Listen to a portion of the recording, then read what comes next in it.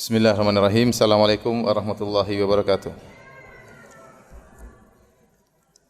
Innal hamdalillah nahmaduhu wa nasta'inuhu wa nastaghfiruhu wa natubu ilaihi wa na'udzu billahi min syururi anfusina wa sayyiati a'malina may yahdihillahu fala mudilla lahu wa may yudlil fala hadiyalah. Wa asyhadu an la ilaha illallah wahdahu la syarikalah wa asyhadu anna Muhammadan abduhu wa rasuluhu la nabiyya ba'dah. Ya ayyuhalladzina amanu taqullaha haqqa tuqatih wa la tamutunna illa wa antum muslimun. Fa inna asdaqal hadithi kitabullah wa khairal huda huda Muhammadin sallallahu alaihi wasallam. Wa syarrul umuri muhdatsatuha wa kullu muhdatsatin bid'ah wa kullu bid'atin dhalalah wa kullu dhalalatin finnar. Hadirin dan hadirat yang dirahmati oleh Allah Subhanahu wa taala, alhamdulillah pada kesempatan kali ini kita dipermudah oleh Allah untuk bisa berkumpul di masjid yang mulia ini, dan kita berterima kasih juga kepada takmir masjid yang telah memudahkan kita untuk menyelenggarakan acara ini. Semoga Allah memberi ganjaran sebesar-besarnya di akhirat kelak. Amin ya rabbal alamin. Salawat dan salam tercurahkan selalu kepada junjungan kita Nabi Muhammad sallallahu alaihi wasallam dan juga kepada keluarganya serta seluruh sahabat beliau tanpa terkecuali. Topik yang akan kita bahas pada kesempatan kali ini adalah bagaimana menjadi wanita penghuni surga. Mau tidak mau kita akan bahas tentang bagaimana ciri-ciri wanita yang solehah. Karena yang bisa masuk surga cuma wanita solehah. Kalau tidak solehah, maka dia masuk neraka Jahannam. Dan pembahasan ini semakin penting di zaman sekarang ini karena kita tahu betapa banyak ya godaan-godaan yang bisa memalingkan wanita dari jalan yang lurus. Kalau zaman dahulu belum ada internet, belum ada medsos, maka tidak mudah wanita untuk digoda. Mungkin dia hanya terjerumus dalam penyimpangan kalau dia salah bergaul. Kalau dia salah bergaul, salah berteman, maka dia pun menyimpang. Tapi di zaman sekarang ini, di zaman now ya, wanita-wanita duduk sendiri dia bisa rusak sendiri. Kalau dia buka HP, kemudian dia mulai bermain medsos, Facebook, Instagram, Twitter, ya, grup WhatsApp dan yang lainnya, maka dia bisa melihat berbagai macam hal, ya, dan tidak ada yang bisa menyelamatkannya kecuali Allah Subhanahu wa taala. Kalau dia tidak memiliki landasan agama yang kuat, maka dia akan menjadi liar, melihat sana, melihat sini, hal-hal yang tidak pernah dia lihat sebelumnya akan terlihat, ya. Dia akan belajar dengan hal-hal yang buruk, yang sangat berbahaya, yang itu terjadi di zaman sekarang ini. Oleh karenanya membekali para wanita baik yang belum menikah maupun yang sudah menikah dengan ilmu agama itu sangat penting. Ya, karena kita hidup di dunia cuma sebentar. Kita hidup di dunia cuma sebentar. Setelah itu kita meninggal dunia, kemudian kita merasakan hasil dari perbuatan kita selama hidup di atas muka bumi ini. Maka pada kesempatan kali ini saya akan menyebutkan ya ciri-ciri wanita solehah, ya, nanti dicatat ya. Mungkin 1 sampai 20, nanti tinggal dilihat saya cirinya berapa ya. Kalau cirinya cuma 5, hati-hati ya. Kalau cirinya 18, alhamdulillah, berarti lumayan ya. Kalau cirinya cuma 1, segera perbaiki diri ya. Tolong dicatat satu persatu ya. Dan ini kajian khusus buat ibu-ibu dan akhwat-akhwat. Sebenarnya bapak-bapak enggak usah hadir sebenarnya ya, tapi ya. Iya. Saya kurang bebas menyampaikan ya. Tapi ya sudahlah, enggak apa-apa ya. Qadarullah ya. Baik. Hadirat ibu-ibu dan akhwat yang dirahmati oleh Allah Subhanahu wa taala. Allah menyebutkan serentetan ciri-ciri wanita solehah dalam Al-Qur'an, sifat-sifat yang mulia. Secara umum, semua sifat yang disebutkan tentang orang-orang bertakwa itu juga berlaku kepada wanita solehah. Yang disebutkan tentang lelaki mukmin, tentang muttaqin, tentang mukminin, itu juga berlaku kepada wanita. Karena hukum asal perintah kepada lelaki sama dengan perintah kepada wanita. Tetapi kalau kita mau menjelaskan ini secara keseluruhan, maka sangat panjang lebar. Maka mungkin kita akan mengkhususkan sifat-sifat yang khusus Allah sebutkan kepada wanita. Saya ulangi, seluruh sifat-sifat mulia yang Allah sebutkan kepada para lelaki dalam Al-Quran, hukum asalnya juga berlaku kepada wanita. Ya, kalau laki suruh bertakwa, wanita juga suruh bertakwa. Wa aqimus shalah, dirikan salat, wanita juga. Harus mendirikan apa? Salat. Suruh puasa, wanita juga suruh puasa. Tapi kita tidak membahas itu. Yang kita bahas adalah sifat-sifat spesial ya yang Allah sebutkan khusus tentang para wanita dalam Al-Qur'an, dan juga kita akan bawakan hadis-hadis yang berkaitan tentang ciri-ciri wanita salehah. Yang pertama yang Allah sebutkan dalam surat An-Nisa, fas-salihatu qanitatun hafizatun lil ghaibi bima hafizallah. Kata Allah Subhanahu wa taala tentang wanita salehah, kata Allah fas-salihat, wanita-wanita salehah. Qanitatun, yang mereka memiliki sifat kunut. Kunut artinya al-mudawamah ala ta'ah, senantiasa menjalankan ketaatan kepada Allah Subhanahu wa taala. Al-qunut. Hafizatun lil ghaib. Qanitatun hafizatun lil ghaib. Kemudian di antara sifat berikutnya hafizat, yaitu mereka menjaga lil ghaib tatkala suami mereka tidak ada. Tatkala suami mereka tidak hadir. Apa yang mereka jaga? Kata para ahli tafsir, itu mereka menjaga ya harga diri mereka, mereka menjaga kesucian mereka, mereka menjaga harga diri suami mereka, mereka menjaga harta suami mereka tatkala suami mereka tidak ada. Kalau suami mereka tidak hadir, Allah perintahkan mereka untuk menjaga hak-hak suami, apalagi tatkala suaminya hadir di rumah. Di sini Allah hanya menyebutkan hafizatun lil ghaib karena ini perlu penjagaan khusus, wanita yang menjaga hak-hak suaminya tatkala suaminya lagi tidak di rumah, tidak hadir di hadapannya. Ya. Nah, ini ayat yang bercerita fas-salihah, tentang wanita-wanita salehah. Kalau kita perhatikan ternyata menggabungkan dua hal. Bagaimana seorang wanita menunaikan hak Tuhannya, hak Rabbnya, dan bagaimana seorang wanita menunaikan hak suaminya. Oleh karenanya, kalau kita bertanya, apa yang dimaksud dengan lelaki soleh? Siapakah yang dimaksud dengan wanita solehah? Maka jawaban yang mudah, lelaki yang soleh atau wanita yang solehah adalah orang yang menunaikan hak Tuhannya dan hak manusia. Itu orang yang soleh. Dia menunaikan hak Rabbnya dan dia menunaikan hak manusia yang lain. Dan kita ini dalam kehidupan ini kita diliputi dengan hak dan kewajiban. Kita punya hak dan juga kita punya kewajiban. Saya contohnya sebagai suami, saya punya hak. Hak saya misalnya istri saya harus taat, anak-anak saya mungkin harus taat, saya waktu kecil harus dirawat oleh orang tua saya. Ya, ini di antara hak saya. Tapi saya punya kewajiban. Kewajiban terhadap ibu saya, kewajiban terhadap bapak saya misalnya, kewajiban terhadap istri saya, kewajiban terhadap saudara-saudara saya, kewajiban terhadap anak saya ya. Kewajiban terhadap istri saya ya. Ingat ya, istri saya ya, mufrad ya. Tunggal ya. Jangan sampai salah tafsir ya. Taib, saya diliputi dengan hak dan kewajiban. Orang yang cerdas dalam kehidupan ini, dia berusaha menunaikan kewajiban. Adapun hak dia kalau tidak terpenuhi, enggak ada masalah, nanti akhirat dia akan ambil. Tapi jangan sampai dia meninggal dunia dalam kondisi ada hak orang lain belum dia tunaikan. Ada kewajiban belum dia tunaikan. Ini musibah bagi dia pada hari kiamat kelak. Makanya di antara tafsiran, ini sering saya sampaikan tapi saya ulangi lagi, di antara tafsiran firman Allah, fa idza ja'atis sakha yauma yafirul mar'u min akhi wa ummihi wa abi wa sahibatihi wa banihi. Tatkala ditiupkan sangkakala, maka seorang akan lari dari saudaranya, saudara kandungnya, dia akan tinggalkan. Padahal itu hari yang sangat genting. Hari seorang membutuhkan teman, dan teman yang bisa menolong dia adalah orang terdekatnya. Tetapi ternyata pada hari kiamat dia lari meninggalkan saudaranya. Dia tidak mau ketemu dengan saudaranya. Yauma yafirul mar'u min akhi wa ummihi wa abi.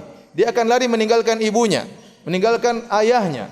Wa sahibatihi wa bani, istrinya yang sangat dia cintai dia akan tinggalkan, dia tidak pedulikan, dan anak-anaknya pun tidak dia pedulikan. Kenapa? Sebagian ahli tafsir mengatakan karena dia tidak mau dituntut. Tidak mau dituntut oleh mereka, tidak mau dituntut oleh orang tuanya, oleh kakaknya, oleh adiknya, oleh istrinya, oleh anaknya. Dia tidak mau dituntut. Kenapa? Karena ada kewajiban-kewajiban di dunia tidak dia tunaikan kepada orang-orang dekat tersebut. Karenanya para hadirin dan hadirat, kalau mau kita ditanya, siapa orang yang soleh? Lelaki yang soleh, siapa wanita soleh? Wanita soleh adalah wanita yang menunaikan hak Tuhannya dan menunaikan hak yang memiliki hak padanya, seperti hak suaminya, mungkin hak orang tuanya, hak anaknya. Itu wanita soleha. Sederhana. Tinggal bagaimana kita menerapkan kesolehan tersebut, bagi sejauh mana kita menunaikan hak Tuhan kita, Rabb kita, dan hak orang-orang terdekat kita. Makanya dalam ayat ini Allah menggabungkan dua-duanya. Allah mengatakan fas-salihat. Siapa orang soleh? Qanitat, yaitu yang sering taat kepada Allah Subhanahu wa taala, senantiasa taat. Allah berbicara tentang hak Allah. Kemudian Allah sebutkan hak suaminya. Hafizatun lil ghaib, yang menjaga hak suaminya tatkala suaminya lagi tidak ada, lagi tidak di rumah. Karena hak terbesar yang harus ditunaikan oleh seorang istri adalah hak suami, lebih daripada hak yang lainnya. Ini sering saya tekankan juga. Seorang wanita sebelum dia menikah, maka hak yang paling besar harus dia tunaikan atau kewajiban yang terbesar harus dia tunaikan adalah hak kedua orang tuanya. Tetapi ketika dia sudah menikah, maka berubah.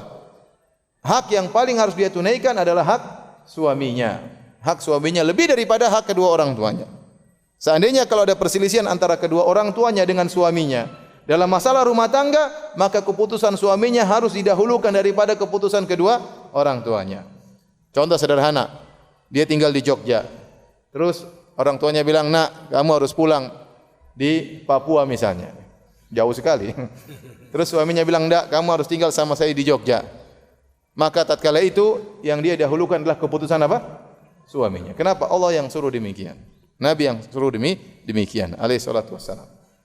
Sampai-sampai Nabi SAW berkata, "Lau kuntu amiran ahadan an yasjuda li ghairillah la amartul mar'ata an tasjuda li zawjiha."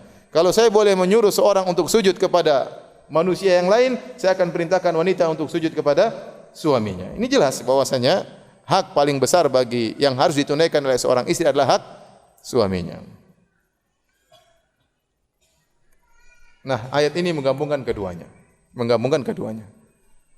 Mau masuk surga, laksanakan dua ini. Hak Allah dijalankan, hak suami dijalankan. Sederhana. Maka fokus pembicaraan kita kebanyakan masalah ini. Hak Allah dan hak apa? Hak suami.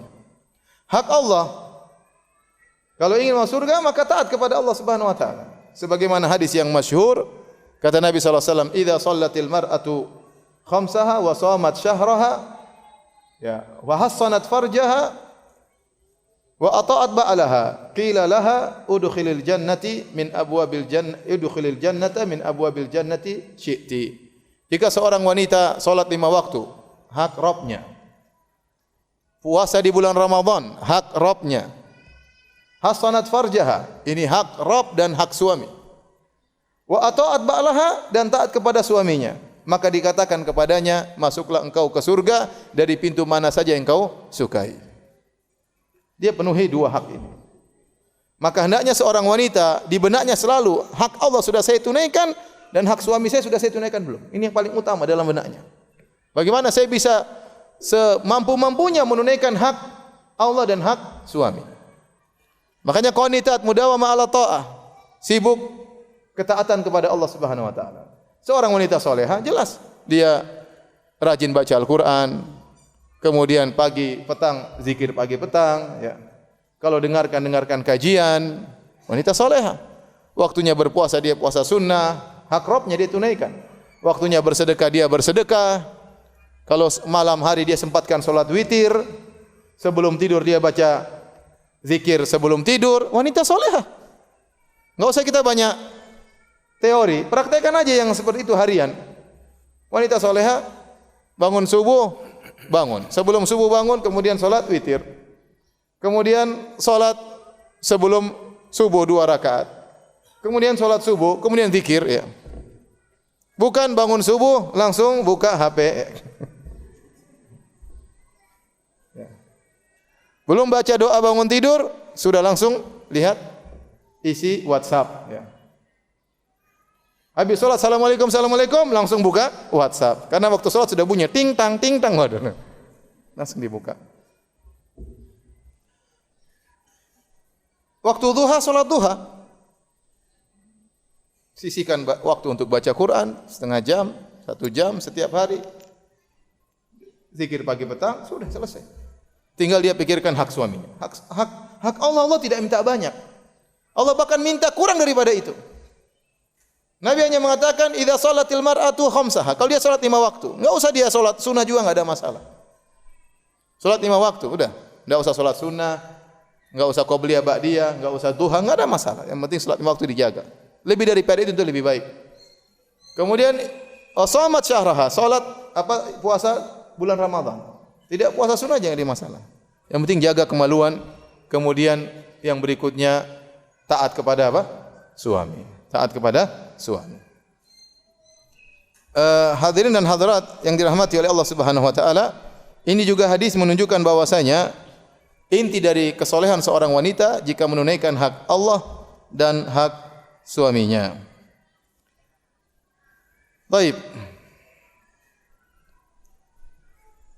Di antara sifat wanita salehah adalah waspada dari godaan syaitan. Waspada dari godaan syaitan.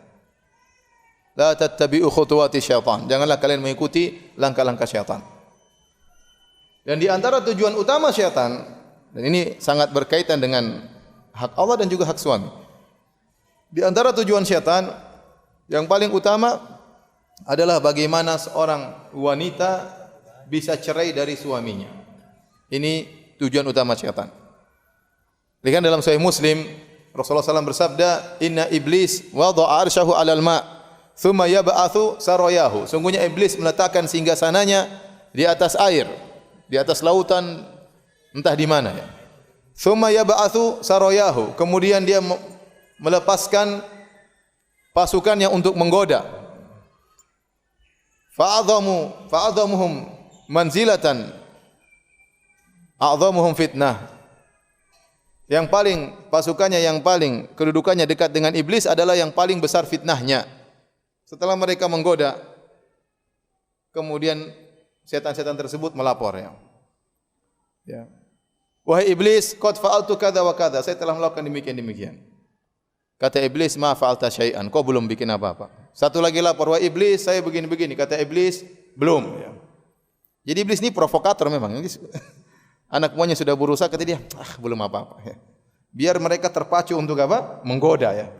Semakin besar godaannya, semakin dekat dengan iblis. Sampai ada yang datang, wa yaji'u ahaduhum, sampai salah.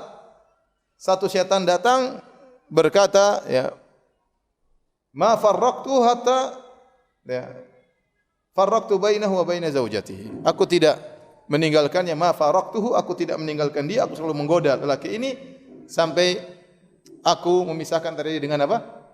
Istrinya. Di sini kita tahu bahwasanya tujuan iblis paling utama adalah menceraikan suami dengan istri. Maka tatkala seorang wanita waspada, iblis ini paling tujuannya, dan iblis menggoda lelaki dan menggoda wanita. Maka jangan sampai dia melakukan hal-hal yang bisa mengantarkan kepada perceraian. Karena hal tersebut berarti dia terjebak dengan ya jerat-jeratan iblis. Karena iblis ingin seorang laki bercerai dari istrinya. Nah inilah sang wanita harus waspada dengan godaan syaitan. Semua perkara yang bisa menghilangkan kasih sayang antara suami dan istri maka tinggalkan. Taib, hadirin dan hadirat yang dirahmati Allah Subhanahu wa taala, berikut ini kita akan sebutkan ciri-ciri wanita salehah atau istri yang salehah. Ya. Jangan lupa dicatat ibu-ibu ya. Jangan lupa dicatat. Semoga ibu-ibu ya memiliki sifat-sifat tersebut. Ciri pertama adalah menyenangkan hati suami, menyenangkan hati suami. Kata Nabi sallallahu alaihi wasallam dalam hadis Abu Hurairah, qila li Rasulillah, ditanyakan kepada Nabi sallallahu alaihi wasallam, ayyun nasi khairun, ayyun nisa'i khairun? Ya Rasulullah, wanita mana yang terbaik? Kata Nabi sallallahu alaihi wasallam, allati tasurruhu idza nadhar. Wanita yang terbaik adalah yang menyenangkan suaminya jika melihat istrinya. Wa tuti'uhu idza amar. Kalau diperintahkan dia taat. Wala tukhalifuhu fi nafsiha wa maliha bima yakrah. Dan dia tidak menyelisih suaminya yang berkaitan dengan dirinya dan berkaitan dengan harta suaminya dengan melakukan perkara yang dibenci oleh suaminya. Dia berusaha taat, berusaha menyenangkan suaminya dan tidak berusaha menyelisihi suaminya. Baik berkaitan dengan dirinya, kalau suaminya bilang gini-gini dia taat, atau berkaitan dengan harta suaminya. Ini wanita terbaik. Wanita yang paling salehah memiliki sifat ini. Di antaranya kalau dilihat oleh suaminya menyenangkan hati suaminya. Nah, ibu-ibu sekarang renungkan, Saya kalau dilihat sama suami saya senyum atau sumpek, itu lihat coba.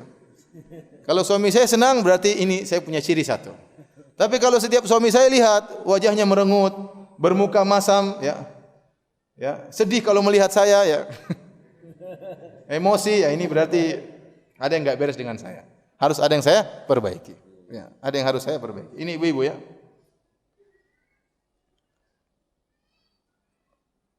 Kemudian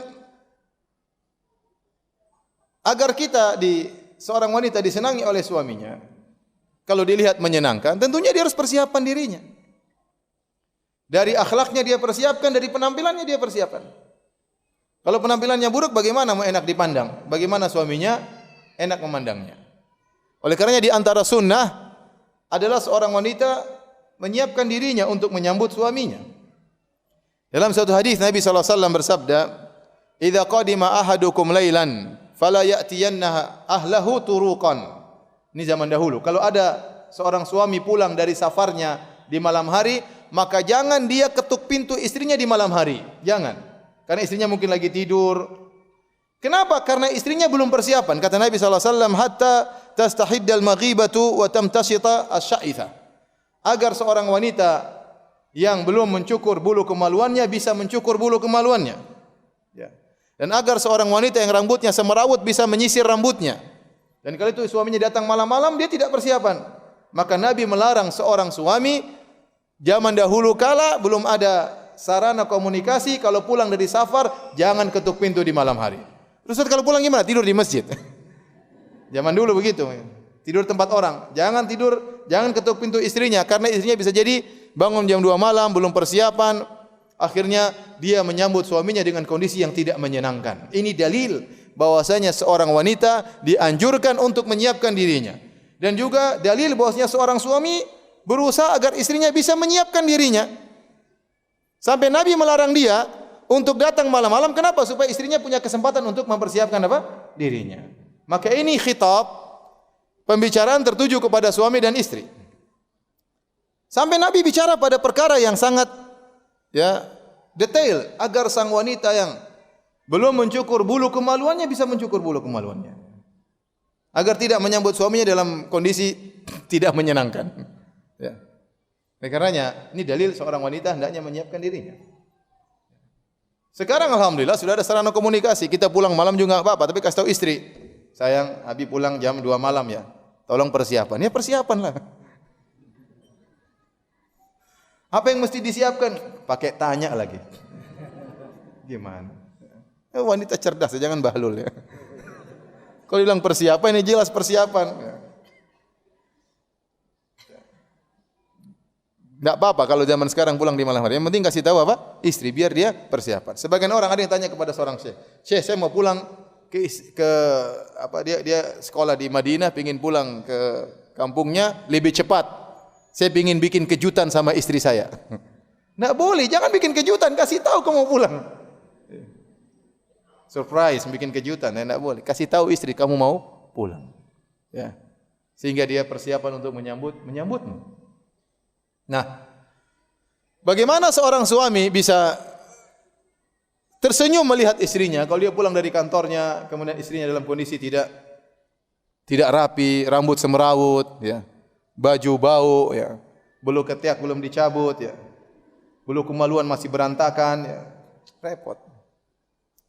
Sementara suaminya di kantor melihat pemandangan yang indah, melihat bunga-bunga yang bertebaran, yang berbagai macam aromanya dan warnanya. Sampai dia pulang ke rumah, dia lihat bukan bunga, yang dia lihat apa? Yang dia lihat enggak tahu apa. Bau dan tidak menyenangkan. Sungguh aneh di zaman kita sekarang ini, ada seorang wanita yang tidak tahu berhias kecuali kalau mau keluar rumah, baru dia pandai berhias. Tapi kalau di rumah dia tidak berhias untuk apa? Suaminya. Bagaimana kita seorang wanita bisa menjadi wanita terbaik? Sementara Nabi SAW mengatakan, "Tasurruhu idza nadhara ilaiha." Menyenangkan suaminya kalau suaminya memandangnya. Maka ibu yang dirahmati Allah Subhanahu wa taala, jangan lupa kalau suami datang, persiapkan diri. Menyambut suami. dengan semampunya. Dan ini juga peringatan kepada suami untuk memberi kesempatan istri untuk menyiapkan dirinya. Di antaranya apa? Kasih uang untuk pergi ke salon misalnya. Kasih uang untuk pergi ke salon. Ya. Sayang kamu pergi ke salon sayang. Ya. Nih rambutmu cukur begini-begini ya. Jangan lupa pakai ini ya. Kasih istri. Ingin istri cantik tapi enggak mau keluar biaya. Nanti kalau istrinya sudah bilang sayang, Abi minta uang buat apa ke salon? Kenapa? Buat bercantik. Abi sayang sama kamu. Begini aja enggak apa-apa. Kenapa? Dia pelit. Udah kamu udah cantik begini aja. Enggak perlu ya. Yang penting bulu-bulu cukur gitu. Istri perlu mempercantik diri untuk perawatan. Enggak ada mas, yang penting tidak berlebihan. Yang penting tidak berlebihan. Jadi dua-duanya, istri berusaha, suami juga berusaha. Dari sisi penampilan harus dia perhatikan. Yang sampai ada penampilan dari tubuhnya yang suaminya tidak suka. Lihat Nabi SAW.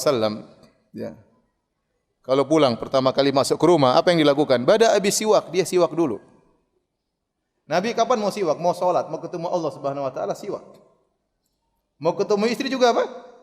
Siwak. Berarti Nabi memperhatikan penampilan tubuhnya agar kalau berbicara dengan istrinya enak. Tidak mengeluarkan aroma yang tidak menyenangkan. Maka dalam sebagian riwayat Nabi SAW tatkala ingin menikah lagi, Nabi menyuruh istrinya untuk mengecek wanita tersebut. Di antara wasiat Nabi, syumi awaridhoha, ciumlah bagian sekitar mulutnya. Apakah wanita ini menjaga kebersihan mulutnya atau tidak? Maka seorang wanita jangan sekali-sekali ketemu dengan suaminya dengan badan yang tidak enak, jangan. Dia kalau keluar tidak boleh pakai parfum, tapi kalau dalam rumah silakan pakai parfum sebanyak-banyaknya. Kalau memang ketiaknya bau, siapkan apa namanya? Kates apa? Bukan kates. Tawas. Kates. Tawas itu gosok sekuat-kuatnya biar hilang baunya. Siapkan tawas ya, kalau perlu 3 kali sehari ya. Biar tidak bau. Jangan sampai ada keluar bau tidak enak buat suaminya. Nabi saja memperhatikan mulutnya. Nabi tidak suka wanita yang keluar bau ya dari dirinya. Ya. Ini benar-benar diperhatikan. Dari sisi apa? Penampilan. Baju yang menarik. Ya kalau suami bilang, "Sayang, saya suka kamu pakai baju warna merah." Ya udah pakai baju warna merah. Kalau suami bilang, "Sayang, saya suka kamu pakai baju warna hitam." Udah pakai baju warna hitam. Kalau suami bilang, "Sayang, saya suka kamu enggak pakai baju," ya enggak usah pakai baju. Terserah suaminya. Yang pokoknya menyenangkan hati suaminya dia lakukan. Selama tidak haram lakukan apa yang disenangi oleh suaminya. Saya suka kamu pakai parfum warna ini, udah beli parfum warna itu. Meskipun kita enggak suka, kalau suami suka warna itu, aroma itu pakai aroma tersebut. Karena kita ingin masuk dalam hadis ini. Allati tasurruhu idza nadhara ilaiha, yang menyenangkan suaminya jika melihat kepada istrinya. Kemudian apa? Akhlak yang mulia. Kenapa seorang suami terkadang sedang melihat istrinya? Karena dia lihat istrinya akhlak mulia. Murah senyum, tidak suka marah-marah, tidak suka teriak-teriak, sabar dengan kekurangan suaminya, sabar dengan kekurangan rumah tangganya. Dia bahagia melihat apa? Istrinya. Melihat istrinya pasti senyum. Kenapa? Dia di balik pandangan tersebut dia tahu siapa yang sedang dia pandangi. Istri saya luar biasa. Tapi kalau setiap datang ke rumah istrinya, mana duitnya, mana gajinya, mana strip gajinya, mana ini? Pasti lihat, pasti wajahnya masem. Kenapa? Karena tahu ini yang sedang dia pandang ini matre luar biasa. Makanya dia jengkel ngelihatnya. Saya mau cerita ya, sekedar cerita saja. Jadi saya punya kawan, istrinya 3. Saya punya teman banyak yang poligami, alhamdulillah. Saya tidak tertular tapi ya. Jadi saya punya kawan istrinya 3. Saya ketemu dia bilang, "Ustaz, saya mau nikah lagi yang keempat, tapi saya mau cari orang Afrika." Buat apa? Saya ingin tahu anak saya seperti apa. Bukan itu pembahasannya. Pembahasannya dia mengatakan, "Saya punya istri nomor 2, Ustaz. Luar biasa baiknya. Bagaimana saya tidak sayang sama dia?" Saya tidak tanya, dia cerita sendiri. Artinya dia banggakan apa? Istrinya. Saya tidak tanya gimana istri yang pertama, yang kedua, ketiga, yang keempat, saya enggak tanya. Itu kan masalah pribadi orang, privasi. Enggak baik kita tanya. Tapi dia cerita sendiri, ya udah saya karena teman ngobrol saya dengarkan. Dia bilang istri saya yang kedua Ustaz. Ya. Setiap saya datang, dia sambut saya, dia bukakan sepatu saya. Kemudian dia tanya, sebelum saya datang, saya mau makan apa? Dia siapin. Tanya gitu. Dia enggak tanya kapan pulang, enggak. Dia tanya pulang mau makan apa? Subhanallah. Ya. Dia tanya seperti itu. Maka dia siapkan apa yang saya sukai. Kemudian kalau lagi makan sama saya, kalau saya makan ikan yang banyak tulangnya, dia ambilin tulang-tulangnya, dia ambil baru dia kasih kepada saya. Dia bilang gimana saya tidak sayang sama istri saya. Pelayanan luar biasa. Ya. Ya, kalau kecantikan mungkin sama 1, 2, 3 tidak jauh-jauh beda. Tapi yang dia perhatikan adalah akhlak. Bagaimana saya tidak senang melihatnya. Sementara dia layani saya begitu seperti itu. Makanya ibu yang dirahmati Allah Subhanahu wa taala, sama suami perhatian. Kalau suami datang cium tangannya, bukakan sepatunya, ya. Bukakan bajunya, ya. Kalau kukunya panjang, potong kukunya. Giginya kuning, sikat giginya. Ya. Kumisnya panjang, dicukur, kenapa enggak ada masalah. Ini dilakukan oleh sebagian istri. Ya. Dilakukan oleh sebagian istri. Inilah yang membuat seorang wanita bisa enak dipandang oleh apa? Suaminya. Baik. Jadi harus persiapan untuk menyambut suami. Bahkan dalam hadis Aisyah radhiyallahu anha tatkala Nabi sallallahu alaihi wasallam mau datang, Aisyah radhiyallahu taala anha berkata, ya, qadima Rasulullah sallallahu alaihi wasallam min safarin wa qad satartu bi kiramin li ala sahwatin li. Kata Aisyah tatkala Nabi ingin pulang dari safar, maka aku siapkan semacam kain yang bermotif, aku letakkan di satu sahwa, ada yang mengatakan semacam tempat untuk meletakkan sesuatu, mungkin seperti taplak diletakkan, dihias rumahnya oleh Aisyah radhiyallahu anha. Kenapa? Karena Nabi mau datang. Karena Nabi mau datang. Jadi kalau suami apalagi safar dari jauh, rapi-rapiin rumah, bersih-bersihin, parfumin, ya, apa namanya, taplak meja mungkin diganti, kemudian spray kasur diganti, ya. Untuk menyambut apa? Suami. Kita juga baju dirapikan ketemu suami, ya. Ini intinya agar suami senang melihat istri. Kemudian di antara sifat-sifat penghuni surga juga yang hendaknya dimiliki oleh seorang wanita, ini sifat yang keberapa ini? Yang keberapa? Yang ketiga. Taib. Kata Nabi sallallahu alaihi wasallam, "Ala ukhbirukum binisaikum fil jannah." Maukah aku kabarkan kepada kalian tentang wanita di surga? Siapa? Maksudnya istri yang akhirnya masuk surga bersama kalian. Karena lafal Nabi binisaikum fil jannah. Maukah aku kabarkan kepada kalian tentang wanita kalian di surga? Artinya istri kalian yang ikut masuk surga bersama kalian. Ini isyarat bahwasanya ada istri yang tidak ikut masuk surga. Suaminya aja yang masuk surga, istrinya enggak. Ya.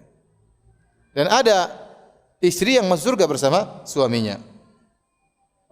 Maka Nabi SAW bersabda, kullu wadudin waludin a'udin.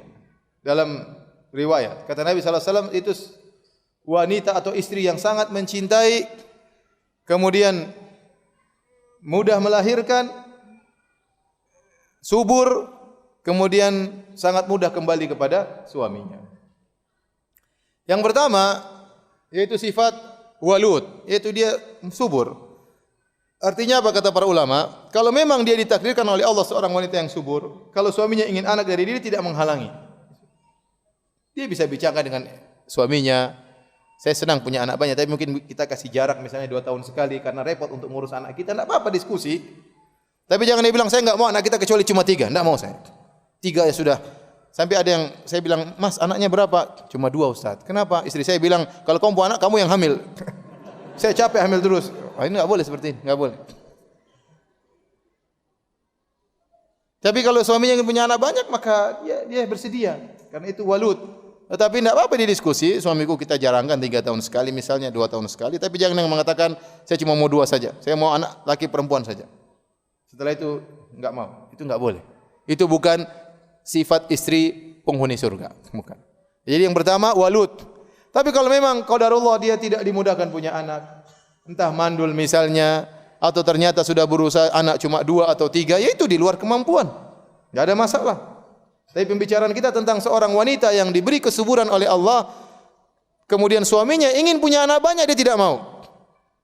Dia tidak mau. Dia mengatakan capek ini. Dan saya bilang perjuangan. Memang kalau seorang wanita hamil, letih, capek, itu perjuangan. Tapi selama dia melakukannya karena Allah Subhanahu Wa Taala, maka semua keletihan, semua kesusahan yang dia rasakan berpahala di sisi Allah Subhanahu Wa Taala.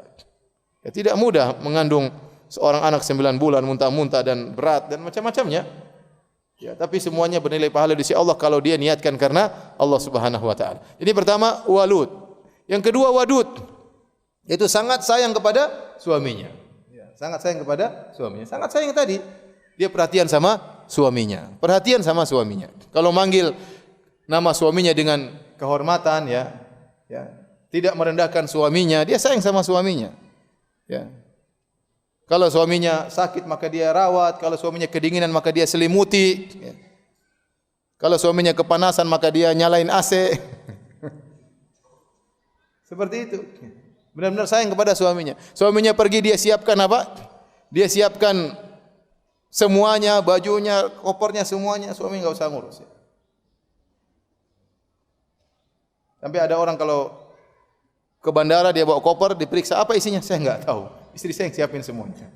Saya enggak tahu. Dia periksa aja sendiri. Kenapa? Karena sudah terbiasa disiapin oleh siapa? Istrinya. Ya, seperti itu. Itu namanya sayang kepada suami. Tidak banyak nuntut kepada suami. Tahu kondisi ekonomi suami dan yang lainnya. Harus suami tahu bahwasanya istrinya penyayang kepada dia. Makanya ibu-ibu, ya, kalau sampai suami membanggakan ibu-ibu di hadapan temannya, berarti ibu-ibu sudah berhasil. Kalau sampai suami bilang, Masya Allah istri saya. Seperti tadi kawan saya. Ya.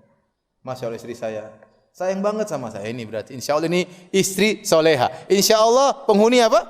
Surga.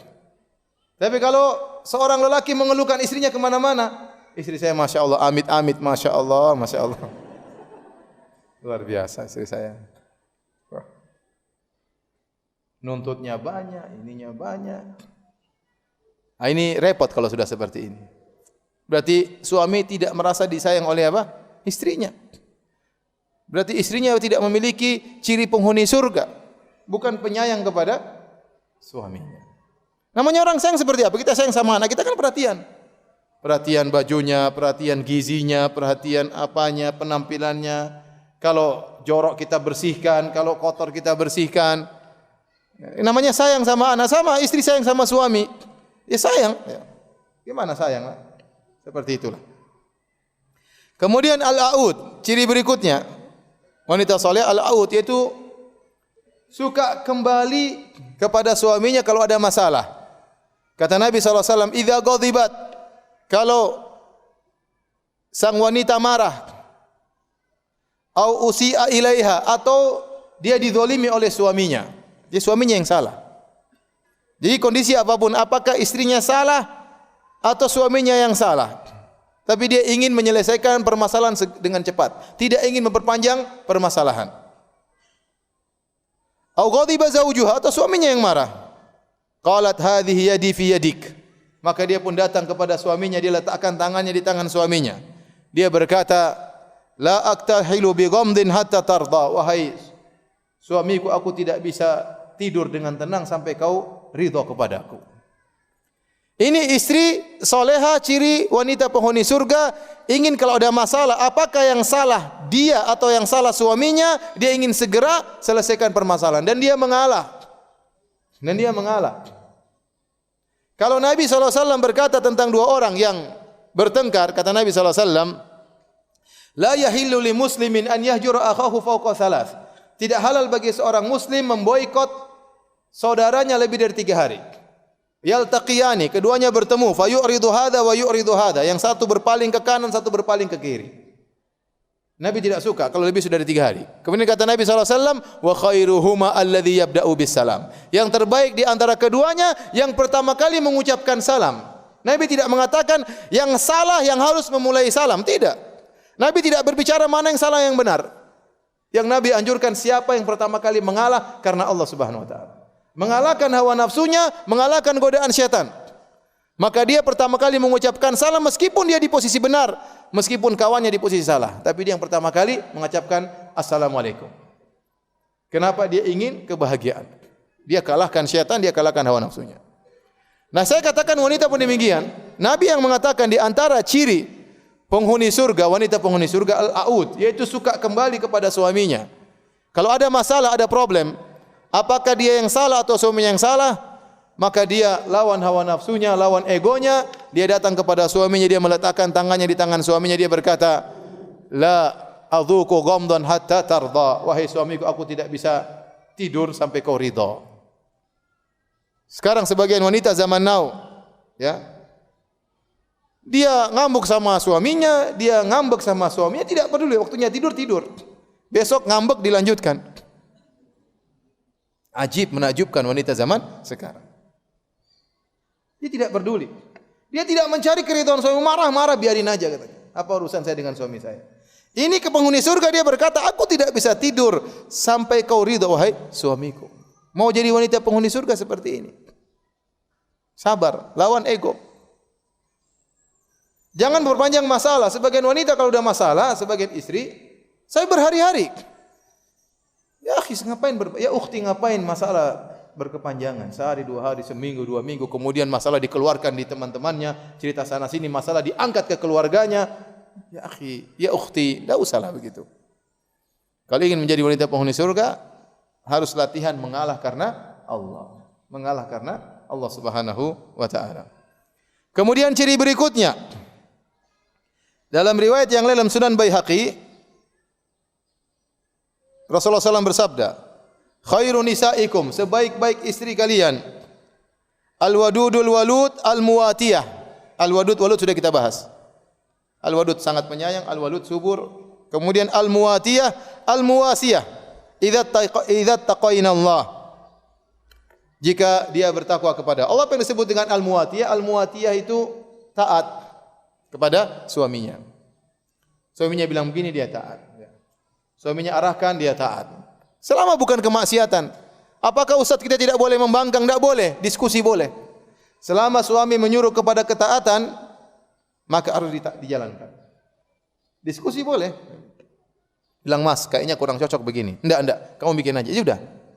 Mas, ini saya kasih tahu enggak mau dengar, repot gitu, jangan. Udah, diskusi boleh, tapi kalau suami sudah bersikeras begini, maka jalankan. Itu namanya al-muwatiyah. Tadi saya sudah jelaskan hadis, di awal hadis Nabi mengatakan, jika wanita salat 5 waktu, kemudian puasa Ramadan, menjaga kemaluannya, taat kepada suaminya, dikatakan kepadanya, masuklah surga dari pintu mana yang kau sukai. Ini menunjukkan taat kepada suami, pahalanya sangat besar. Sampai dia dipersilakan masuk surga dari pintu mana saja yang dia sukai. Namun memang berat. Karena pahalanya besar, memang ujiannya berat. Ujiannya berat. Tapi kalau seorang berdoa kepada Allah, dia akan mudah menjadi istri yang taat kepada suaminya. Tidak ingin menyelisih suaminya. Maka dikatakan al-muwatiyah, berusaha taat kepada suaminya. Kemudian di antara ciri wanita yang salehah penghuni surga adalah al-muwasiyah. Al-muwasiyah yaitu wanita yang selalu yuwasi, yaitu menyenangkan suaminya. Misalnya suaminya sedih, maka dia hibur. Dan dia bisa mengkondisikan dirinya dengan suaminya. Suaminya lagi sedih, dia juga ikut-ikutan sedih supaya suaminya merasa tentram. Suaminya lagi gembira, maka dia ikut gembira supaya suaminya senang. Itu al-muwasiyah. Bukan suaminya lagi sedih, kamu ngapain sedih-sedih? Dimarahin. Yang tambah sedih lagi suaminya. Suaminya lagi gembira, dia sedih. Lagi jalan-jalan suaminya gembira, dia ngambek. Enggak gimana jalan-jalan istri ngambek. Ini bukan al-muwasiyah. Al-muwasiyah itu berusaha mengkondisikan dirinya dengan situasi, dengan kondisi suaminya. Kalau suaminya susah, maka dia menghibur suaminya. Ya. Seperti kita sering sebutkan, Khadijah radhiyallahu anha waktu Nabi SAW dalam kondisi sulit, maka dia tuwasih, maka dia pun menghibur Nabi SAW. Ini istri yang ciri penghuni surga. Ciri yang keberapa? Hah? Ciri keenam. Masih sedikit ya. Baik, kita lanjutkan. Dalam hadis yang sama, Nabi lanjutkan, wa syarrun nisaikum, dan seburuk-buruk istri kalian al-mutabarrijat, yaitu istri-istri yang suka keluar berhias di luar. Al-mutakhayyilat, yang dia sombong dan angkuh. Wa hunnal munafiqat, dan mereka adalah wanita-wanita munafik. La yadkhulul jannata minhunna illa mithlu ghurabil a'sam. Tidak ada yang masuk surga dari mereka kecuali seperti gagak yang ada garis-garis putihnya. Artinya jarang. Jarang. Ini sifat yang harus dijauhi oleh seorang wanita. Al-mutabarrijat, al-mutakhayyilat. Suka keluar rumah. Suka keluar rumah. Kita ambil kesimpulan, di antara ciri wanita penghuni surga adalah suka menetap di rumah. Allah berfirman, wa qarna fi buyutikunna, wanita salehah suka di rumah. Bahkan semakin dia di bagian dalam dari rumah, dia semakin mulia. Makanya Nabi mengatakan, wanita yang salat di ruang tamu lebih baik kalau dia salat di kamarnya, pahalanya berbeda. Wanita salat di kamarnya beda dengan wanita salat di ruang tamunya. Kenapa? Semakin dia tersembunyikan, semakin dia terpingit, semakin mulia di sisi Allah Subhanahu wa taala. Ini dalil bahwasanya wanita dianjurkan untuk menetap di rumahnya. Keberadaan dia di rumah itu berpahala di sisi Allah Subhanahu wa taala. Dia menjalankan perintah Allah, wa qarna fi buyutikunna. Hendaknya kalian menetap di rumah kalian. Jangan dia sangka dia di rumah tidak dapat pahala, dia diam aja di rumah dapat pahala. Dia diam aja di rumah dapat pahala. Apalagi diamnya di rumah diisi dengan yang bermanfaat. Ngurus suami, ngurus anak-anak, baca Quran, mendengarkan pengajian, berkhidmah kepada suami. Ya. Maka tidak sama dengan wanita yang hobinya keluar rumah, mutabarrijat, berhias. Makanya setelah itu Nabi gandengan dengan al-mutakhayyilat, yaitu wanita yang khuyala, yang sombong. Kenapa? Wanita suka berhias biasanya digandengkan dengan pamer dan sombong. Iya atau tidak?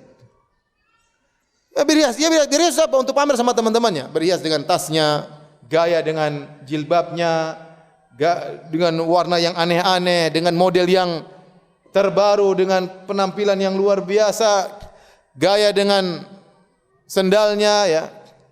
Sendalnya dibuat yang tinggi-tinggi, ya. Karena orang yang suka berhias di luar sering bergandengan dengan angkuh, pamer. Makanya Nabi mengatakan, seburuk-buruk istri kalian al-mutabarrijat al-mutakhayyilat, yang suka keluar rumah, berhias dan sombong. Kenapa dia ingin keluar? Dia ingin pamer barang dia. Dia baru beli tas mungkin berapa puluh juta. Ada yang beli tas 100 juta, ada yang beli tas 1 miliar.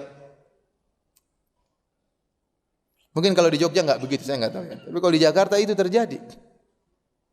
Orang beli tas sampai ratusan juta. Saya pernah ditanya, Ustaz, bolehkah saya beli tas harganya 650 juta? Masya Allah.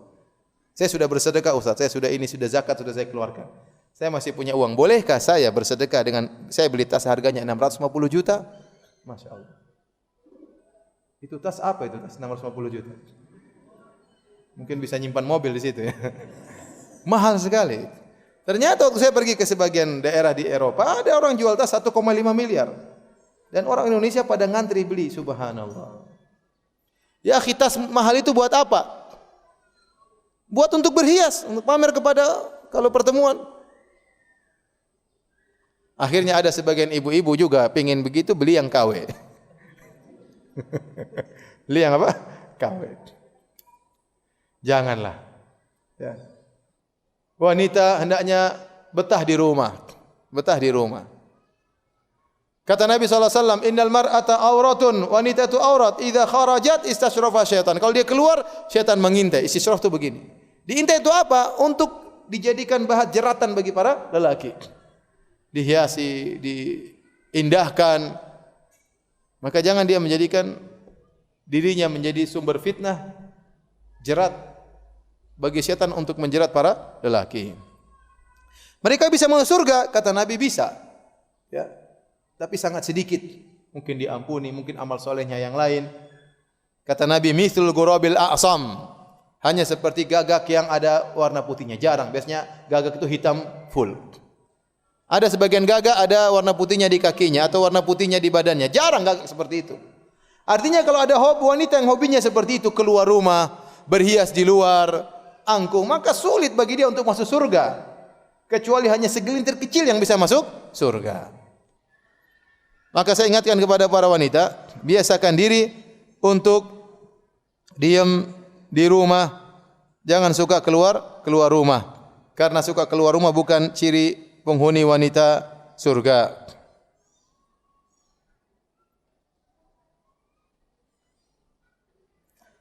Taib. Hadirin dan hadirat yang dirahmati Allah Subhanahu wa taala. Di antara ciri wanita penghuni surga yaitu wanita yang pandai bersyukur kepada suaminya. Mensyukuri apa yang telah diberikan oleh suaminya, tidak kufur nikmat. Karena kalau wanita suka kufur nikmat, maka dia penghuni neraka jahanam. Hadis yang masyhur Nabi sallallahu alaihi wasallam waktu khutbah salatul Id, maka Nabi sallallahu alaihi wasallam maju menuju kepada barisan para wanita, kemudian Nabi berkata, "Ya ma'syaran nisa tasaddaqna, fa innakunna aktsaru hatabi jahannam." Wahai para wanita, bersedekahlah karena kebanyakan kalian penghuni neraka jahanam. Ada wanita berkata, "Lima ya Rasulullah, kenapa kami para wanita banyak penghuni neraka jahanam?" Kata Nabi, "Li'annakunna takfurnal ashir." Karena kalian suka kufur kepada kebaikan suami. Wa tuktsirna syakat, dan kalian suka mengeluh. Suka mengumpat, suka mengeluh. Wanita jangan seperti itu. Mensyukuri apa yang suaminya berikan kepada dia.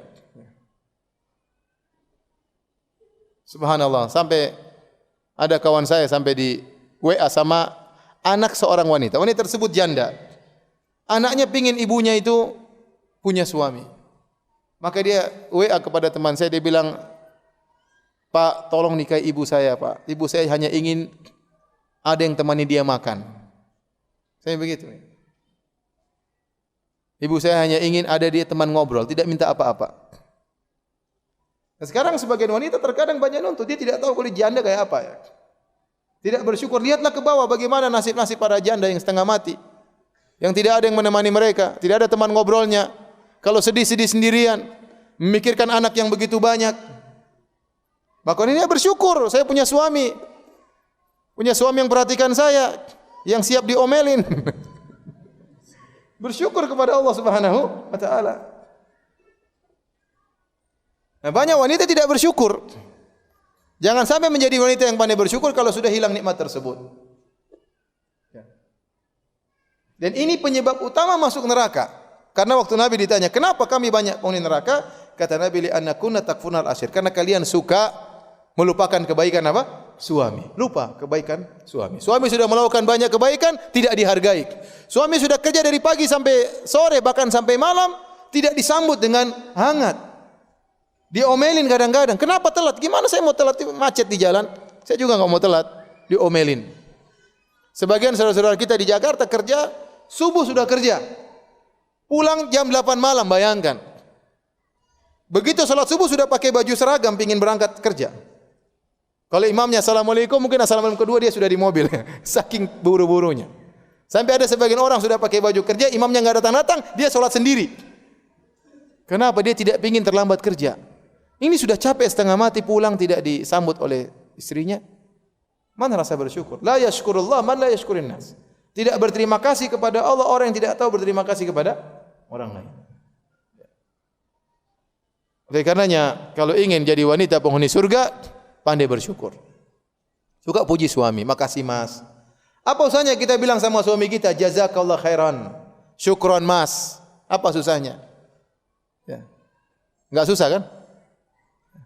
Kenapa kalau sama kawan kita mudah, "Terima kasih, syukran, jazakallah khair, jazakillah khairan." Masya Allah, doa tak banyak-banyaknya.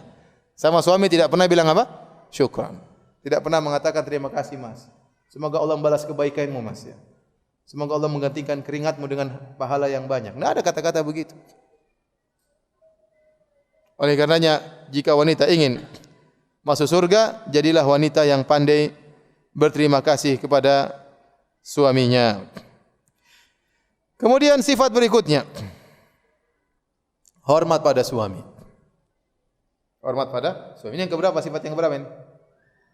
Berapa? 8, masih sedikit, rencananya 20.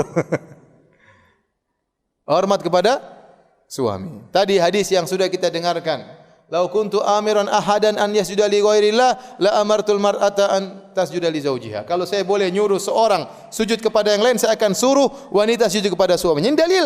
Wanita sujud kepada suaminya kalau boleh, ternyata enggak boleh. Dia harus tunduk, merendah di hadapan suaminya, mengalah di hadapan suaminya, hormat sama suaminya.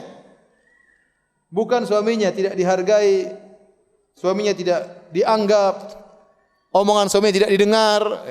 Kalau pergi keluar rumah tidak minta izin, cuek.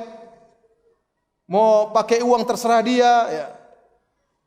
Mau dia enggak hormat sama suaminya. Mau terima tamu terserah dia. Siapa ya? Ini rumah saya. Ini rumah suaminya. Suaminya yang bangun. Kemudian dia asal saja, ya. Enggak. Oh, istri hormat sama suami. Mas, minta izin, boleh saya keluar, Mas? Mas, ada tamu, boleh. Bagaimana, Mas, jam berapa cocoknya? Ya. Seperti itu. Mas, ada keluarga mau datang, hormat sama suami. Dan ini adalah ciri penghuni surga. Adapun wanita yang tidak hormat sama suaminya, maka ciri penghuni neraka jahanam. Dulu ada kawan, dia menikah pertama, menikah kedua. Dia mengeluh, "Ustaz, istri saya yang pertama, Ustaz, saya ini kayak kucing." Saya juga bingung, maksudnya istrinya bikin dia jadi kayak kucing itu kayak apa gitu. Apa dielus-elus, apa diusir-usir, apa ditendang, enggak tahu ya. Saya enggak tanya lagi, maksudnya gimana? Enggak usah tanya lah. Pokoknya dia mengungkapkan dengan kesedihan. Saya seperti dijadikan kucing oleh apa? Istri saya. Kalau yang istri kedua kayak kelinci. Jadi para hadirin hadirat Allah Subhanahu wa taala, ini wanita hendaknya hormat kepada suami kalau ingin menjadi penghuni surga. Baik, ciri berikutnya yang Allah Subhanahu wa taala sebutkan tentang ciri-ciri wanita salehah di antaranya dalam Al-Qur'an. Kata Allah Subhanahu wa taala, wanita mukminah di antaranya menundukkan pandangan. Wa kullil mu'minati yaghdudna min absarihinna wa yafatna furujahun. Katakanlah kepada wanita untuk menundukkan pandangan mereka. Hukum asal wanita melihat lelaki tidak haram selama tidak ada ketertarikan, selama tidak ada syahwat. Tetapi yang terbaik adalah menundukkan apa? Pandangan. Apakah syahwat atau tidak? Memang benar, yang rajih kalau tidak syahwat tidak apa-apa. Tetapi yang terbaik syahwat atau tidak syahwat menundukkan apa? Pandangan. Tapi kalau sudah melihat tertarik, maka hukumnya sepakat haram. Maka hukumnya sepakat apa? Haram. Terpesona dengan ketampanannya, terpesona melihat. Ada syahwat, seorang bisa merasakan. Melihat, Masya Allah tampannya, apalagi sampai muji, ya. Masya Allah putihnya, itu sudah haram kalau seperti itu. Sepakat ulama, haram kalau sudah sampai pada tingkatan seperti itu. Maka jangan sampai seorang wanita dalam kehidupan kesehariannya kemudian dia nonton acara-acara yang tidak benar, film-film, ya. Apalagi film Korea misalnya. Saya enggak tahu sekarang banyak film Korea. Akhwat-akhwat nanti nyebarin film Korea, kadang bintang-bintang Korea, ya. Ini sudah haram jelas. Memandang dengan syahwat, memandang dengan terpesona, itu jelas haram. Hati-hati ibu, jangan habiskan nonton kemudian nonton sinetron, lihat pemain-pemain sinetron yang tampan-tampan, kemudian bandingkan dengan suami yang pas-pasan. Ini hukumnya haram. Maka wanita yang saleh menundukkan pandangannya. Tidak suka melihat laki-laki. Tidak suka bandingkan suaminya dengan laki-laki yang lain. Tundukkan pandangan. Dia boleh melihat, apalagi sampai perkara-perkara yang pada tingkatan aurat. Kemudian Allah Subhanahu wa taala juga berfirman, ya, wala yubdina zinatahunna illa ma dhahara minha. Ciri wanita salehah yaitu tidak menampakkan perhiasannya kecuali yang biasa terlihat. Maka jangan kemudian dia memakai baju dengan warna-warni yang terlalu mencolok sehingga tampak sekali itu adalah hiasan, menjadi perhatian para lelaki, semua orang memandangnya. Makin tidak boleh. Kalau dia lewat menjadi pusat perhatian. Ini pertama berhias, kedua pakaian syuhrah, tidak boleh. Wanita salehah tidak demikian. Dia bersih, dia rapi, itu dituntut bersih dan rapi. Tetapi jangan dia pakai pakaian yang kemudian menarik perhatian. Karena itu berarti dia telah berhias dengan pakaian tersebut. Dan sudah kita sebutkan, fungsi dari jilbab Bukan untuk dilihati oleh laki-laki, tapi agar terlindung tidak menjadi perhatian para lelaki. Kalau ternyata seorang wanita pakai jilbab justru menjadi menarik perhatian para lelaki, itu jilbabnya salah berarti. Entah karena fashionnya, modelnya terlalu indah, warnanya terlalu mencolok, maka tidak boleh hukumnya. Tapi kalau yang wajar-wajar saja sebagai wanita lain tidak ada masalah. Tapi kalau saya berlebihan, model cadarnya aneh-aneh, ya, model rendahnya aneh-aneh, model jilbabnya warna-warni, ya. Kemudian warnanya terlalu rame, ada gambar bunga matahari di roknya misalnya, bajunya warna merah, kuning, hijau, ya. Ini menarik perhatian, hukumnya haram, tidak boleh. Tidak boleh. Kemudian di antara ciri wanita salehah adalah wanita yang pemalu. Wanita yang pemalu. Tatkala Allah Subhanahu wa taala sebutkan tentang kisah dua orang wanita salehah yang ditemui oleh Nabi Musa alaihissalam. Ya. Walamma warada ma'a Madyan wajada alaihi ummatan minan nas wa wajada min dunihima imra'ataini tadhudan. Qala ma khatbukuma? Qala la nasqi hatta yusdira ar-ri'a wa abuna syaikhun kabir. Waktu Nabi Musa lari dari kejaran Fir'aun, kemudian dia pergi ke negeri Madian, dia mendapati ada sumur atau mata air di Madian dan orang-orang sedang berkerumun di situ. Di antaranya dia melihat dua orang wanita yang sedang menghalang-halangi kambing mereka untuk ambil minum di situ. Nabi Musa kasihan, Nabi Musa datang, "Ma khatbukuma? Kenapa kalian?" Kata dua wanita ini, "Kami tidak bisa mengambil air sampai lelaki dulu pergi." Kata para ulama, wanita ini malu, kemudian dia tidak ikhtilat, tidak campur dengan laki-laki. Berusaha seorang tidak duduk sama laki-laki. Ini wanita solehah. Di zaman kita sekarang ini, zaman now, terkadang laki-laki yang malu sama perempuan. Lagi malu-malu, kemudian ceweknya datang, "Kamu ngapain sih?" Aduh. Kita malu, dia enggak malu. Sebagian wanita seperti itu. Harusnya wanita itu memiliki sifat malu.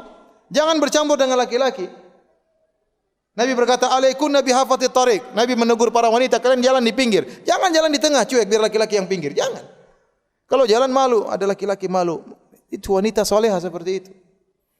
Allah memberikan fitrah mereka untuk malu. Perhiasan mereka adalah rasa malu. Makanya saya sering sampaikan, kalau antum yang jomblo-jomblo mau menikah, kalau pas nazar lihat ceweknya, cari cewek yang pemalu. Begitu dilihat dia malu-malu, tutup wajahnya, tutup telinganya, tutup dia malu. Ini berarti insya-Allah wanita solehah. Tapi kalau antum pas nazar dia juga lihat, ngapain?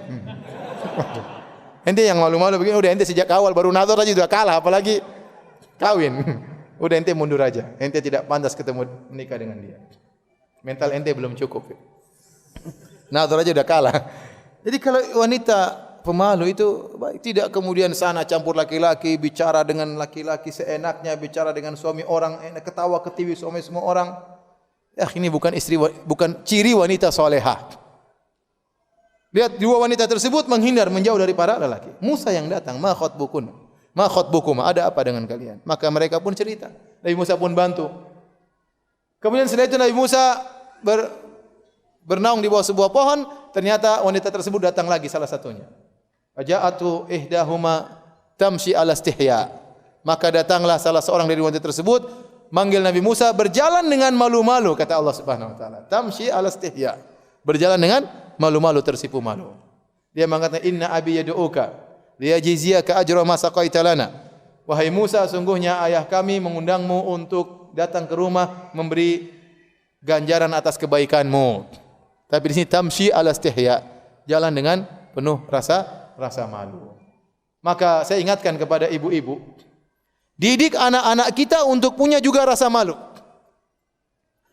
Kalau kelompok laki malu-malu ada laki-laki, ajarin sejak awal. Jangan sana ketemu, duduk sama om-om sana. Jangan. Biarkan dia punya rasa malu. Dan ini ciri wanita soleha, memiliki rasa malu. Jangan biarkan dia terbiasa bercampur dengan laki-laki. Nah, kalau ternyata ibu-ibu ada yang sukanya begitu, ngobrol sama laki-laki, cekakaan sama suami orang, ya, satu grup dengan laki-laki, hendaknya merubah diri sejak sekarang. Itu kebiasaan buruk. Facebook temannya laki-laki, laki-laki add dia setuju, bahkan dia nge-add sama laki-laki. Instagram temannya laki-laki. Mana rasa malunya? Mana rasa malunya seperti ini? Apakah ini ciri wanita solehah? Bukan. Wanita solehah memiliki rasa malu yang tinggi. Rasa malu itu akan membuat dia menghalangi dia dari bermaksiat kepada Allah Subhanahu wa taala. Kalau seorang terbiasa tidak malu, dia mudah bermaksiat kepada Allah Subhanahu wa taala. Baik. Ciri berikutnya. Wanita yang salehah berbicara dengan tidak melenggak-lenggokkan suaranya. Kata Allah Subhanahu wa taala, "Wala takhda'na bil qaul fayatma alladhi fi qalbihi marad." Jangan kau mendayu-dayukan suaramu, maka akan ada lelaki yang memiliki penyakit hati akan condong kepadamu. Maka ibu-ibu tatkala berbicara, sekarang bukan cuma berbicara, bahkan tatkala menulis, tatkala komentar, misalnya di grup, di situ ada laki-laki, maka biasa-biasa aja yang wajar-wajar. Kalau perlu misalnya ternyata WhatsAppan dengan orang lain yang bukan mahramnya, maka yang wajar-wajar. Karena terkadang sebagaimana suara bisa menggoda, tulisan juga bisa menggoda. Bisa menggoda. Latih diri kita untuk tidak berbicara dengan mendayu-dayu. Karena benar suara itu bisa menggoda. Suara bisa menggoda. Laki-laki itu bisa tergoda dengan suara. Allah yang sebutkan, "Fayatma alladzi fi qalbihi marad." Allah mengatakan seorang laki bisa tergoda dengan suara. Ini Allah tidak bicara tentang wajah. Wajah lebih menggoda lagi. Tapi wajah, tubuh, suara saja bisa menggoda, apalagi lebih daripada itu. Maka wanita yang soleha dia menjaga tutur katanya yang wajar-wajar saja.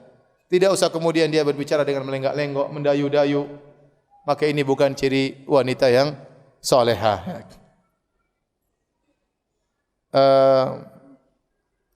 Masih banyak sebenarnya. Tapi cukup itulah, sedikit-sedikit dulu. Mudah-mudahan para wanita yang hadir bisa menjadi istri-istri yang solehah, ya, bisa menjadi ibu-ibu yang solehah, dan semoga kita semua dipertemukan dengan keluarga kita, dengan istri kita, dengan anak-anak kita di surga kelak, orang tua kita. Amin ya rabbal alamin. Selanjutnya kalau ada yang bertanya saya persilahkan. Wallahu ta'ala alam bisawab.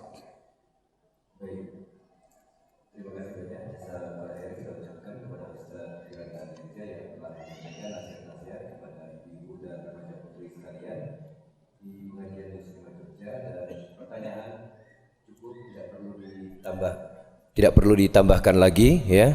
Tidak perlu, cukup, sudah terlalu banyak. Kita bacakan, Ustaz. Bismillahirrahmanirrahim. Assalamualaikum warahmatullahi wabarakatuh, Ustaz. Ustaz, adakah pahala khusus untuk wanita yang bersabar karena qadarullah dia di dunia ini mandul?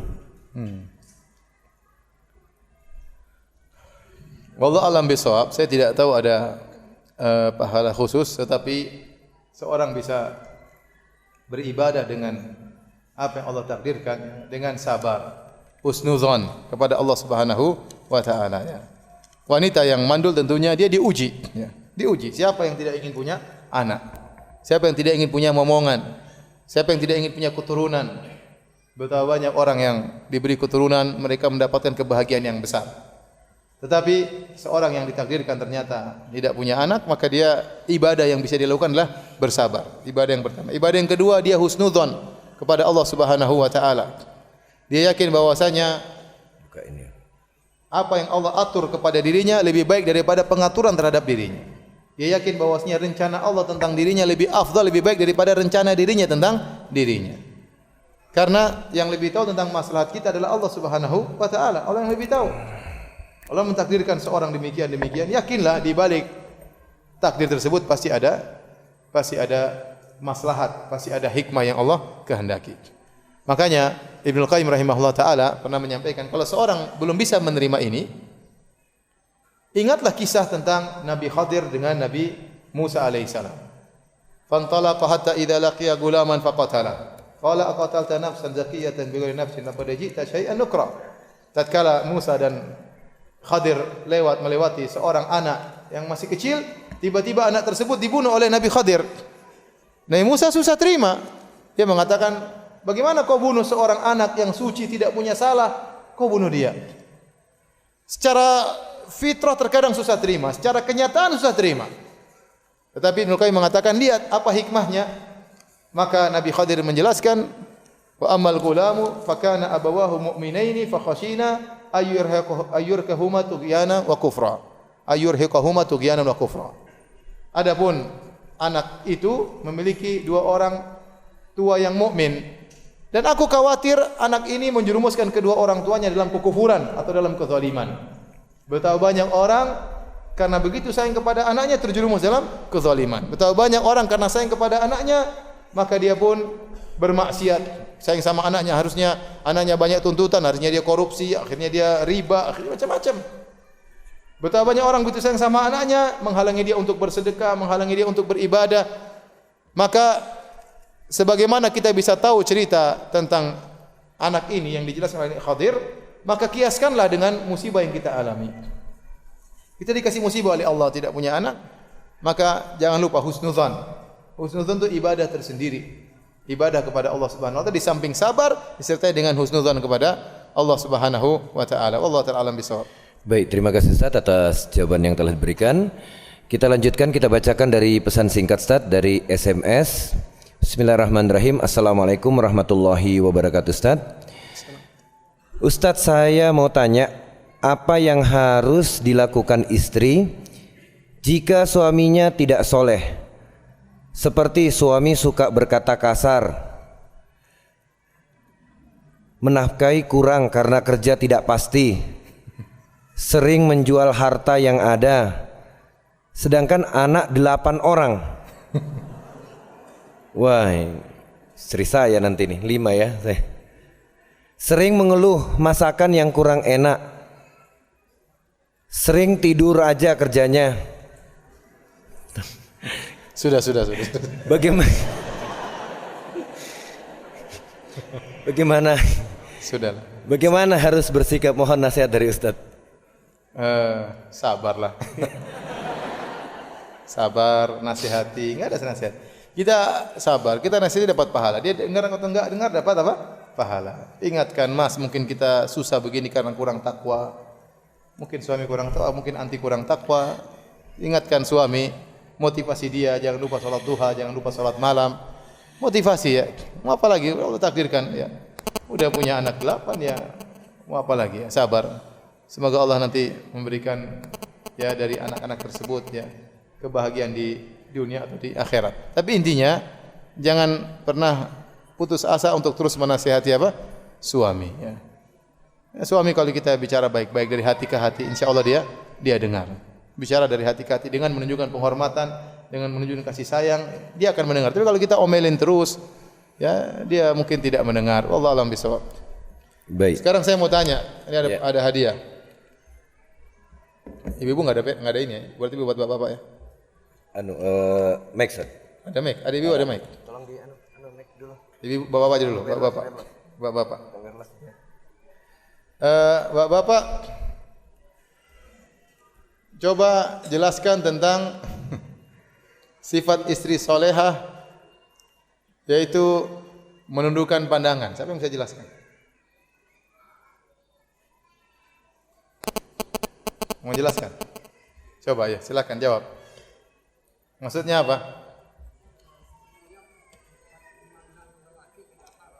Sebetulnya memandang laki tidak haram, tetapi lebih baik menundukkan pandangan. Terus syahwat, kalau sudah tertarik dengan ketampanannya, dengan warna kulitnya yang putih, maka sepakat ulama hukumnya apa? Haram. Masya Allah. Jadi jangan nonton Korea ya. Silakan. Nih, ada hadiah. Jangan lupa kasih istri ya. Baik. Iya. Ustadz, saya baru saja menikah melalui cara ta'aruf tapi atas kesadaran sendiri. Hari pertama sampai hari ketiga dia baik-baik saja. Tapi di hari keempat dia mulai tidak menikmati kebersamaan. Sudah menikah ya? Sudah. Karena trauma masa lalu yang muncul sehingga untuk sementara belum bisa membersamai suami. Dia di bawah perawatan psikiater dan rutin diruqyah suaminya. Pertanyaannya, apakah ia berdosa karena belum bisa melayani suaminya? Yang diruqyah siapa? Istrinya, Ustaz. Oh. Allah berfirman, fattaqullaha mastata'tum, bertakwalah semampu kalian. Kalau memang orang ada halangan ya, orang ada halangan sakit atau perlu diruqyah atau ke psikiater sehingga tidak bisa memenuhi kewajibannya secara utuh sebagai seorang istri, maka dapat uzur. Dan dia kalau memang dia tidak mampu, dia minta maaf sama suaminya. Saya rasa suaminya mudah-mudahan bisa memahaminya ya. Jadi kalau ditanya apakah dia berdosa, jawabannya tidak, karena dia di luar kemampuannya. Tapi dia hendaknya minta maaf dan minta diridhai oleh suaminya. Wallahu a'lam bishawab. Baik, terima kasih Ustaz atas jawabannya. Ustadz, jika suami melarang istri menuntut ilmu atau berangkat pergi kajian, apakah yang harus seorang istri lakukan? Dilihat dulu, kalau memang dilarang karena terlalu sering keluar rumah ya, pengajian seminggu 7 kali ya, terlalu banyak ya, maka wajar suaminya melarang. Mungkin dia harus perhatikan terhadap anak-anak, atau suaminya ingin ditemani, atau ada kegiatan rumah tangga harus diselesaikan, maka tidak maaf, itu hak suaminya. Ya, tapi kalau ternyata dilarang karena hal yang lain, misalnya tidak senang dengan pengajiannya, masalah akidah misalnya, maka dia berusaha menghadapinya dengan hikmah. Kalau memang dilarang, dia berusaha memperbaiki akhlaknya, dia bisa ngaji lewat YouTube misalnya ya. Karena suaminya melarang. Ya, sesekali dia bertemu dengan saudara-saudarinya, akhwat-akhwat yang lain untuk memperkuat imannya, meskipun mungkin tidak di lokasi pengajian. Jadi intinya berusaha taat kepada suami. Kalau suaminya larang, ya kita bisa ngaji lewat lewat YouTube sambil kita nasihati suami. Siapa tahu dia berubah. Wallahu a'lam bishawab. Baik, terima kasih Ustaz atas jawaban yang telah diberikan. Ustaz, doakan suami saya agar suami saya bisa berdakwah seperti Ustaz. Saya doakan semoga suami anti lebih baik daripada yang anti lihat sekarang ya. Amin ya rabbal alamin. Suami saya lulusan Libya, tapi kerja di negara orang kafir. Dan doakan saya juga agar segera mendapatkan anak. Ya, anti doa sendiri, insya Allah kita juga doakan ya. Jangan doa, jangan dibaca. Ya. Bismillahirrahmanirrahim. Assalamualaikum warahmatullahi wabarakatuh, Ustaz. Waalaikumsalam. Bagaimana menghadapi suami yang suka menyimpan rahasia? Apalagi masalah keluarga besarnya. Padahal saya tidak komplain kalau dia masih mengurus keluarganya. Kehidupan rumah tangga ya harus dibangun di atas husnudzon, bukan suudzon ya. Berbaik sangka ya. Suami yang baik bisa mengatur kondisi istrinya, dan istri yang baik bisa memahami suaminya. Misalnya dalam kondisi seperti ini, istrinya bilang, "Mas, saya senang kalau kau cerita kepada saya, kau udah belikan buat keluargamu misalnya, kau sudah kasih uang buat ibumu. Insya Allah saya tidak saya malah senang kau seperti itu." Saya khawatir suaminya kenapa dia menyembunyikan sesuatu, karena istrinya mungkin enggak suka. Bisa jadi. Kalau dia mau kasih sesuatu sama ibunya, istrinya ngomel-ngomel misalnya. Kalau dia mau kasih sama kakaknya, istrinya ngomel-ngomel misalnya. Ya, mungkin terpaksa dia sembunyikan, dan tidak wajib istrinya tahu. Kalau kita bicara hukum, maka tidak wajib istrinya tahu.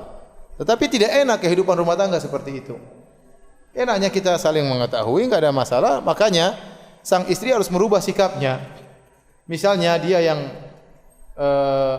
mendukung suaminya untuk membantu keluarganya. Dia yang kasih ide, "Mas, kayaknya ibumu lagi butuh ini, Mas, kayaknya adikmu lagi butuh ini, Mas, misalnya kau sudah bantu kakakmu belum?" Misalnya.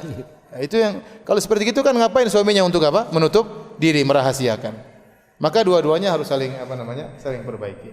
Nah, dari sisi sang wanita saya mengatakan secara hukum syar'i tidak wajib suami mengabarkan semuanya kepada anti, tidak wajib. Kewajiban suami yaitu dia memenuhi kebutuhan anti sebagai seorang istri, sebagai seorang ibu rumah tangga. Uang yang lain terserah dia, mau dia sedekahkan, mau dia bangun masjid, mau dia kasih janda, terserah dia. Terserah dia. Tetapi saya katakan seperti ini kurang enak memang. Enak kita saling sama tahu. Karena betapa sering suami butuh kepada bantuan istri, betapa sering istri butuh kepada bantuan suami. Ya. Oleh karenanya istri harus menampakkan keriduan dia, motivasi dia, dan dia berkata kepada suaminya, wahai suamiku, saya ingin kau bantu keluargamu dan tidak usah kau sembunyikan kepada saya. Ya. Insya Allah suaminya berubah. Ya. Terima kasih Ustaz atas jawaban yang telah diberikan. Mohon mic-nya ya yang tadi wireless tolong dimatikan ya, masih masuk. Bismillahirrahmanirrahim. Assalamualaikum warahmatullahi wabarakatuh Ustaz. Ustaz, saya wanita sudah berumur sekarang 60 tahun.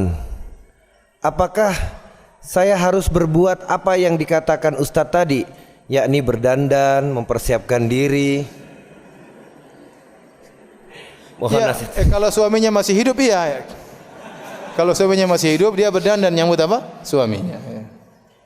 Ya, suaminya misalnya umur 70, maka dia sambut suaminya semampunya ya, semampunya ya. Bukan berarti berdandan seperti wanita-wanita yang muda ya, tapi ya artinya apa yang disukai suaminya dia kerjakan. Apa yang disukai oleh suaminya dia kerjakan. Saya pernah menghadapi kasus suami istri. Istrinya mungkin umur 60-an, suaminya mungkin umur 70. Mungkin istrinya sudah tidak berhasrat, tapi suaminya masih berhasrat. Dan istrinya tidak mau melayani suaminya. Dan ini dosa seperti ini. Oleh karenanya, meskipun suami sudah tua, kalau istri bisa tetap berdandan, ya, dandan dari sisi penampilan dan mendandani akhlak, sehingga menyenangkan apa? Suami. Insya Allah semuanya berpahala di sisi Allah Subhanahu wa Ta'ala. Baik, terima kasih Ustaz atas jawabannya. Ustadz, apakah istri yang mengizinkan suaminya poligami dijamin masuk surga? Kalau ada hadisnya saya senang, tapi nggak ada hadisnya. Intinya ya, istri yang mengizinkan suaminya menikah lagi pasti menyenangkan apa? Suaminya, itu sudah pasti. Ya. Kemudian dia pasti dapat pahala besar karena dia bersabar. Dia membagi apa? Harinya kepada wanita yang lain. Apalagi dia tambah niatnya untuk menyenangkan wanita yang lain. Karena wanita yang lain juga butuh diperhatikan misalnya. Kalau kita bicara pahala, pahalanya besar ya. Pahalanya besar. Tapi apakah ada jaminan kemudian dia pasti mau surga? Ya, saya bilang tidak ada hadis secara khusus. Tetapi wanita yang seperti ini tentu pahalanya apa? Pahalanya besar. Allah alam bisawab. Baik, terima kasih Ustaz atas jawabannya. Kita bacakan kembali Ustaz dari pesan singkat WhatsApp. Bagaimana jika suami menghendaki hanya punya anak satu karena takut pertanggungjawaban di akhirat kelak, padahal saya menghendaki punya anak banyak? Kata para ulama, masalah anak itu hak mustarakah. Jadi hukuk mustarakah antara suami dan istri. Ya, antara suami dan istri. Istri juga berhak ingin punya anak apa? Banyak. Ya diaturlah, jangan satu lah ya. Dicari jalan tengah, 5 lah. Enggak 10, enggak 25 lah ya. Satu, kalau tiba-tiba nanti ada meninggal dunia kan enggak enak enggak punya anak ya. Coba bicara sama suami ya. Jangan takut ya. Allah sudah banyak orang teman-teman kita punya anak banyak juga anak-anaknya berhasil. Selama angkanya masih wajar 5, 4. Lah satu repot ya kalau sakit. Nanti kita juga berlebih-lebihan terlalu sayang sama dia. Akhirnya kita tidak mendidik dia. Sedikit-sedikit gelisah. Nah, karena cuma satu anak semata wayang ya. Mudaratnya juga ada. Coba diskusi sama suami, dan suami tidak boleh mematok hanya anak satu, nggak boleh, ya. Karena hak misalnya, mohon maaf misalnya dalam berhubungan, kalau istri meminta suaminya tidak mencabut sebelum ejakulasi, tidak boleh suaminya mencabut. Dia juga punya hak untuk mendapatkan kelezatan misalnya, ya. Maka di antaranya dia juga punya hak untuk mendapat apa? Anak. Maka tolong diskusikan ya. 1 atau 2? 1, 2, 4 ya, 5. Sudah terakhir. Ya. Terakhir ya.